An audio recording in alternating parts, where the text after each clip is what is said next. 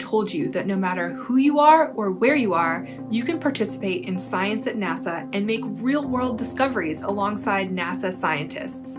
Hello, I'm your host, Emily Ferfaro, and this is another virtual episode of NASA Science Live.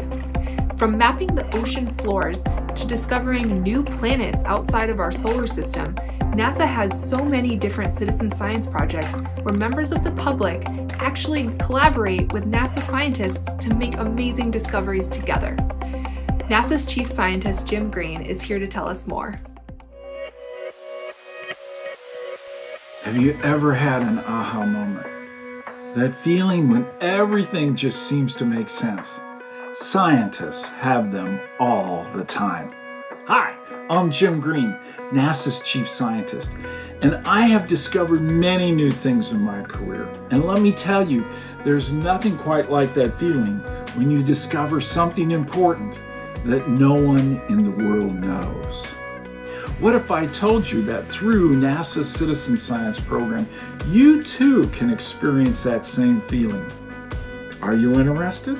Citizen scientists working with NASA have made many significant discoveries, some of them right from their own home.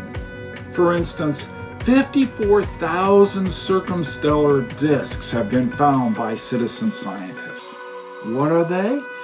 These are debris fields around stars in our galaxy where planets are being formed for the very first time. What about the citizen scientists that have discovered 18,000 mosquito breeding sites in NASA Earth Science images? Breeding sites like these are important to first find since mosquitoes carry all sorts of diseases. So there are many other discoveries going on in NASA's citizen science projects, and you can get involved. These projects are real collaborations between scientists and an interested public like you. I am sure some of you might be saying, well, I don't have a fancy degree, or I can't discover new planets beyond our solar system. And you'd be wrong. You don't have to have a special degree or job title. In fact, you don't even need to have experience. If you're curious about our universe and about our planet Earth, you can get involved with real NASA projects and work alongside real scientists right now. So what are you waiting for? Come on and join us. To get started, go to science.nasa.gov/citizenscience.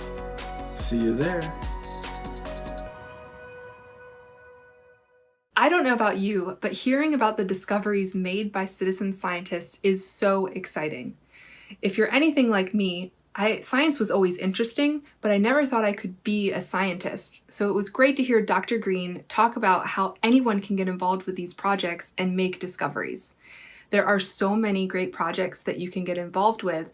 Today on the show, we'll talk about a few, but if you want to learn about all of the opportunities, visit science.nasa.gov/citizenscience. Did you know that planets form from vast clouds of gas, dust, and chunks of rock? Clouds that are in the shape of disks with stars at the center. By searching for stars that are surrounded by these cloud disks, we can find out where planets are currently forming and where other planets probably exist today. Finding these planet-forming disks has been a major quest of astronomers for the past 3 decades. Through a project called Disk Detective, you can help. We're joined today by Dr. Mark Kushner, Citizen Science Officer at NASA headquarters, and citizen scientist Hugo Durantini Luca. Thank you so much for being with us today. Thanks, Emily. Thank you. So Mark, can you tell us a little bit more about Disk Detective? Why does NASA need help studying these objects? So NASA has a wonderful problem, which is that we have images of the whole sky at infrared wavelengths, and the images from NASA's WISE mission, the Wide Field Infrared Explorer, contain 2 billion sources. And which of those sources are the planet-forming disks? That's where we go to members of the public and ask for their help figuring out which of those needles in the haystack is a real planet-forming disk. Wow. Wow. That is amazing that real people can help with this type of research. Hugo, you are one of those people. So what has been the most exciting part about working on this project? For in this moment is like a compilation of things since I am participating since 2014. At the start for me was finding a project where I was able to participate and contribute with science and be engaged at the same time because I was trying a couple of things in that point, but they were fun projects and all, but they were no interaction with the science thing, for example. And when I started to interact with Mark via Twitter in that point, I started to learn about the project and talk back and forth with the science team. I was able to be interact with the project because that interaction was engaging. So I was able to contribute at the same time. I was learning about the project, how the project worked, how the people working in the project was. Um, that was a very important thing at first because I didn't know much about astronomy at that point. I was able to find astronomy, but didn't know about the subject.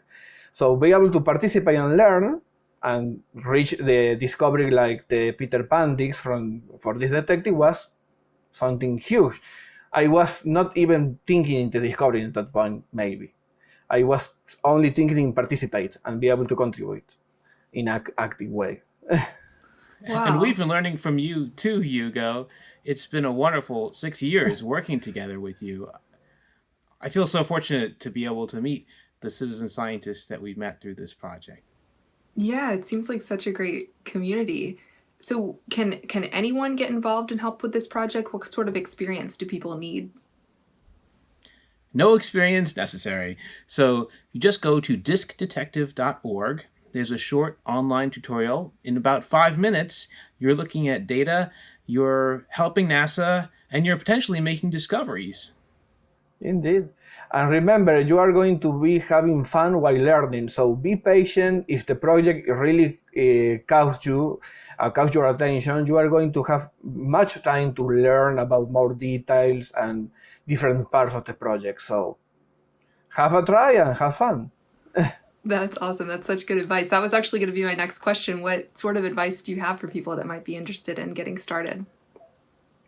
In astronomy, patience is one of the key because astronomy have a lot of different things, a lot of tools and surveys and catalogs and vocabulary to learn. That patience is one of the keys aside of wanting to learn. And astronomy have also a huge variety of things to study. Maybe you want to know to look at stars, perfect. Or maybe you want to see pretty galaxies. There are also projects for that. Astronomy, can you have a big selection of things for you there? And Hugo, you helped us discover Peter Pan disks, which are the oldest disks that are still forming planets. So scientists, we astronomers thought that disks stopped forming planets after about 5 million years, but then the citizen scientists at Disk Detective started finding objects that were able to form planets about 9 or 10 times the age of that, so into the 40 and 50 million year old age range. And the astronomy community is still trying to figure out what that means, so it's pretty exciting. That's Yeah. amazing. That is so cool that new discoveries have come out of this, working with citizens and scientists. Yeah, and maybe for people participating, can leave it as some surprise. Like me, when I was invited to my local TV station to do an interview about that, well, you became a local celebrity for a bit by making a science discovery. That is so cool. Wow. Well, that's all the time we have today. Thank you both so much for joining us. Thanks for having us, Emily. Thank you for having us. It'll be a Yes, pleasure. of course. Using the power of our global community, NASA has developed an interactive app called NemoNet. It's used to characterize coral reef ecosystems around the world with unprecedented accuracy. Today, we're joined by 10-year-old citizen scientist Kellen Homan and NASA scientist Dr. Ved Tarayath to tell us more about this fun project. Thank you both for joining us today. Ved, so can you tell us a little bit more about NEMONET? What is it? Sure. So I invented a technology called fluid lensing at NASA, and it's the first technique we've had that can look beneath the ocean waves and map corals in 3D. So we've been traveling around the world using drones and this technique to map corals in 3D. And the biggest challenge we have with all of this data is how to classify it. How do we get the basic number of how many corals there are, how they're doing as a function of changing ocean temperatures? And that's where NEMONET comes in. So we built a video game that ties into our supercomputer, and you can download it and play it on your iPhone or iPad device. And what you're doing in that game is looking at our data sets that we are getting from around the world with these drones and helping learn about corals at the same time as coloring them and feeding data into our supercomputer. Wow, this is such a cool idea to get people involved in this project. Kellen, I understand that you've been working on this project. So can you tell us, is NEMONET more like a game or is it like schoolwork? And have you learned science by playing the game? It's kind of like a game because it's not schoolwork. You kind of get to do what you want to do. You can choose where you want to be and what you want to do. There's like 2D, 3D, and then there's stuff like that. That sounds very fun. What kind of things have you learned from playing the game? There's a lot of different types of coral, and there are some key regions that have coral. They are... You can classify Guam, the Great Barrier Reef, American Samoa, Hawaii, or Puerto Rico coral. So that seems like where the most of the coral is probably. Wow, I didn't know that. So can you show us kind of how you interact with this app? I hear that you are so good at classifying coral that you have earned the status of sea turtle. Was it hard to get to that level? Yep, I've been playing it for a few months now. So I have my 3D map of coral. I have the types of coral on here. I can hold this, and then I can go to a list of all the coral types I have, what I can classify, and like what they look like. So then I'll get out of that, and then we have the 3D map too. You can like scroll all the directions. You can look from like all directions. It sounds like you're a pro. So Ved, how are citizen scientists like Kellen and their work in this app helping us understand what's going on with coral reefs? To put it bluntly, they're changing the world. We have mapped, as of 2020, around 6% of the ocean floor.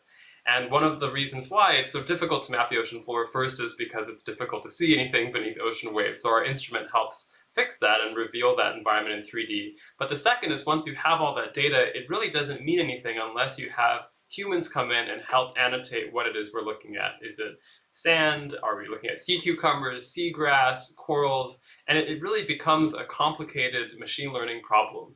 So when we first created the project, we didn't have a video game in mind. We were purely focused on supercomputing and being able to develop the tool to classify these reefs. But we learned, that the supercomputer results and the machine learning outputs were only as good as the training data we have. And at that point, we thought, all right, we have an untapped potential across the world, in our nation as well, with all of these students who are interested, engaged. They want to explore these environments. It's funny that this happened during the pandemic, and a lot of folks were looking for an activity to do at home that would be at once educational and benefit science, and that's when we decided to launch NEMONET on Earth Day this year. And so we currently have around 100,000 plus active users. Kellen is in our top 1% of pro players. He outclassifies PhD-trained coral reef biologists regularly. His screen name is Admiral Crocodile, and it's really just amazing how quickly kids in his age group pick up on classifying. And this is not an easy task. I struggle with this. You open the game, you see a 3D coral, which looks to like a loaf of bread to some people. It can look like very different shapes. Kids have to learn what that is, pass an accuracy test while painting in 3D, and that's how they graduate and level up the food chain in the video game. And all of that data then gets compared on our supercomputer. We can measure its statistics related to other scientists' inputs, other amateur players, and it's really the sweet spot we found for classification is roughly Kellen's age group.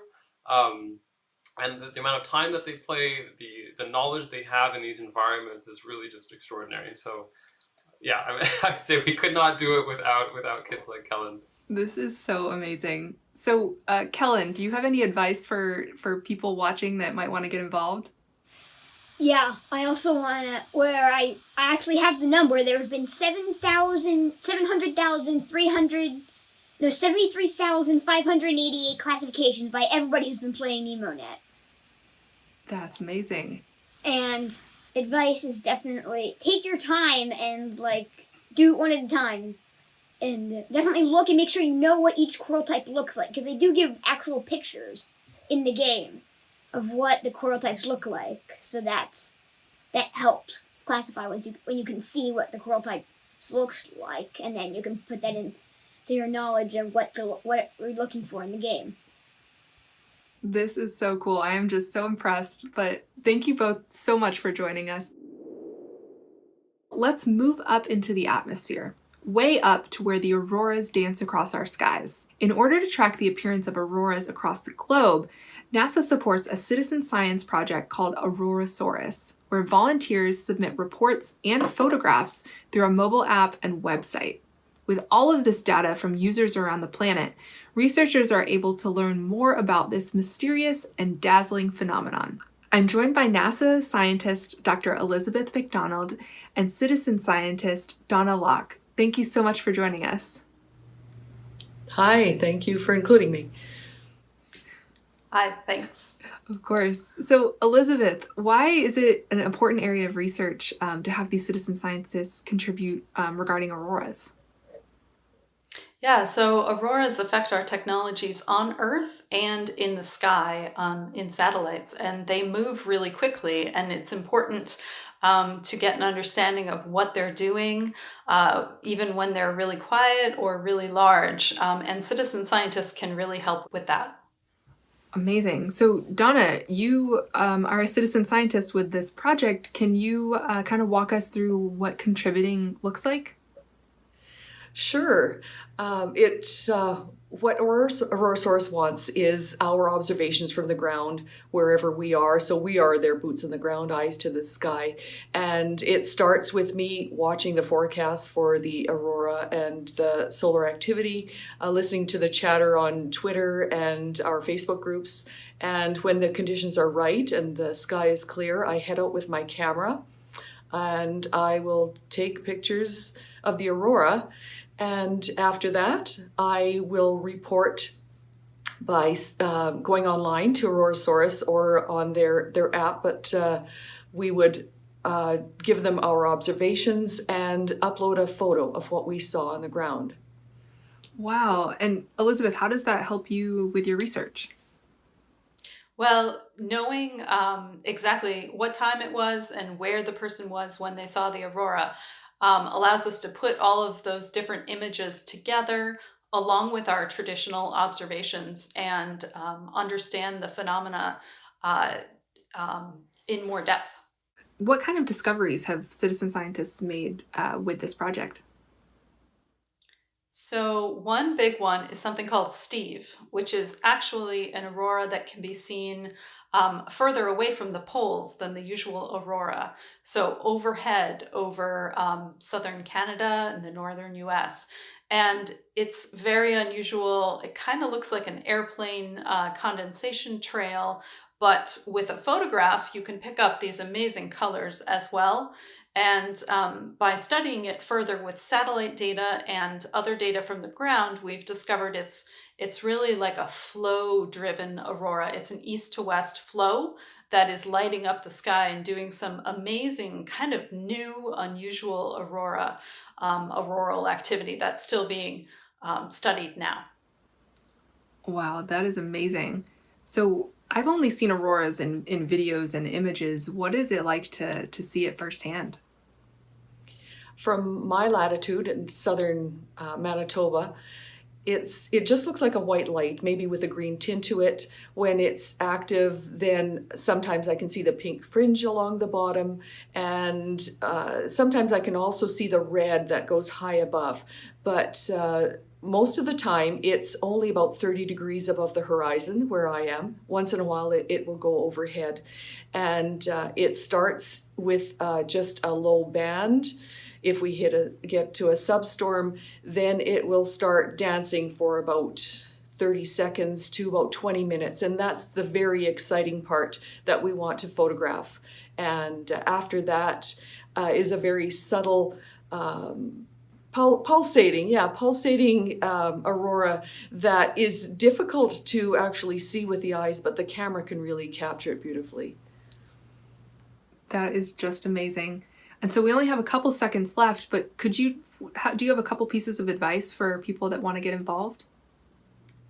I would say please join us, because it's a very exciting thing to be involved with, to be able to report and share what I see. I'm not a scientist. I don't have a great camera. I'm not a professional, but I can be involved in something that's really important. And right now, in this time of social distancing, we're looking for something to do outside, and we can do this on our own. We don't need to worry about social distancing, and we can link arms with everyone across the globe to be a part of something very exciting like this.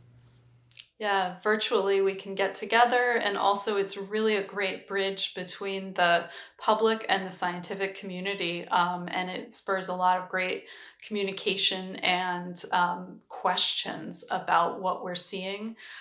So yeah, we encourage people to join us. Be patient. The sun, we have to wait for the sun and the sky to be clear, and that can take a while, but you can join our community and learn more in the meantime. So everyone is welcome. Awesome. Thank you both so much. Thank you. If you're interested in astronomy and looking to the sky, this next project might be for you. The International Astronomical Search Collaboration, also known as ISAC, is a program that allows citizen scientists all around the world to analyze NASA's high-quality data of near-Earth objects, things like asteroids and comets. With this data, volunteers are able to make discoveries of new asteroids in our solar system and near Earth. I'm joined by ISAC founder Dr. Patrick Miller and citizen scientist Ludwig Adolfo Fernandez. Thank you both for joining us. Yeah, thank you. So, Patrick, this sounds like an exciting project. Could you tell us more about it? Yes, we started this project in 2006. I think we had like 5 teams participating. Now we've got over 3,000 teams from 80 countries around the world to participate. We provide images from large telescopes at the University of Hawaii, the Pan-STARRS Sky Survey, and also the University of Arizona, the Catalina Sky Survey. We take these images, we process them, and then send them out to teams of citizen scientists around the world. And their job is to look through these images and find discoveries of asteroids and occasionally near-Earth objects. Wow, this is really important work. So Ludwig, you've been involved with this project. Can you tell us how you participate and what sort of skills someone would need to get involved? Well, I manage the campaign for Bolivia. It's named All Bolivian Asteroid Search Campaign. This campaign is pretty new. We are working with ISAC since 2018. To this day, more than 1,000 students participated in the campaign. There isn't like a list of skills to participate, but the student needs to meet some requirements, such as having a computer and having internet connection. Sometimes the school is in charge of that. But the most important is to have the desire to learn and to contribute to observation of asteroids. Wow, okay. So what kind of observations and discoveries have you been able to make here? Well, the Bolivian campaign, we have made more than 400 preliminary asteroids and 7 provisional asteroids. So as Bolivian campaign, we also participated in special campaigns that are competitive among the best 10 teams of the world. Amazing. So, Dr. Miller, how does the work of citizen scientists help with your research? The citizen scientists are finding objects that are actually not reported by the large sky surveys. Citizen scientists are able to look at these images and see deeper into the images than the automated detection utilities conducted either by Pan-STARRS or Catalina. So those are important observations because they're finding things that are missed in the original data. Wow, that is quite incredible. What an important project. And it's very cool that citizen scientists can help with this. So what advice do both of you have for other people that want to get involved here?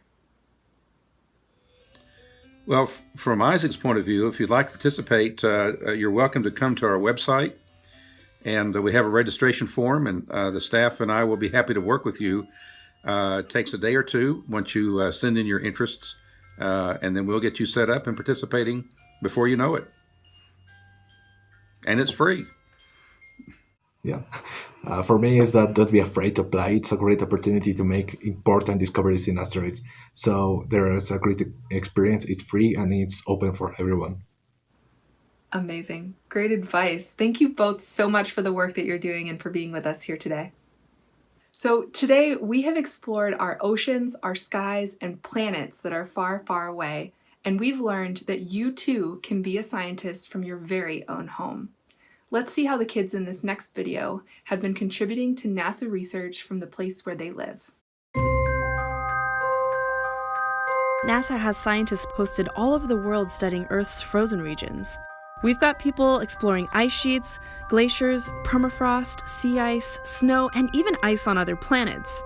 But even our top scientists need a little backup sometimes. I'm a scientist! Do you like going outside to do science?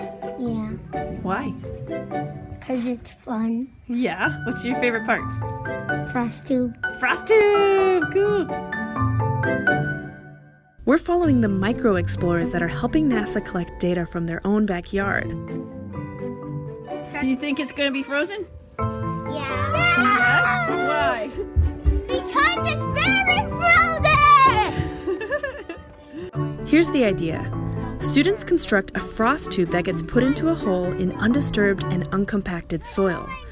During the cold months, students will measure the depth at which water in the frost tube freezes, indicating that the surrounding soil has frozen. This is one of many citizen science projects facilitated by GLOBE, the Global Learning and Observations to Benefit the Environment program. What's going on? What did you find out? It's ice! How far down is the ice? It's a long way! So is there still liquid in there? It's a worldwide program that, so far, has collected over 130 million measurements from more than 10 million students in 113 countries. Are you scientists? Yeah. These measurements are added to a massive worldwide database that's free and open to the public. GLOBE connects my students with the rest of the world through science and looking at climate change and how it's affecting the future.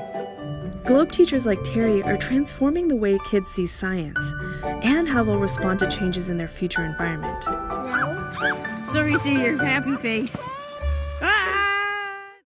Thank you all for joining us today to learn about citizen science.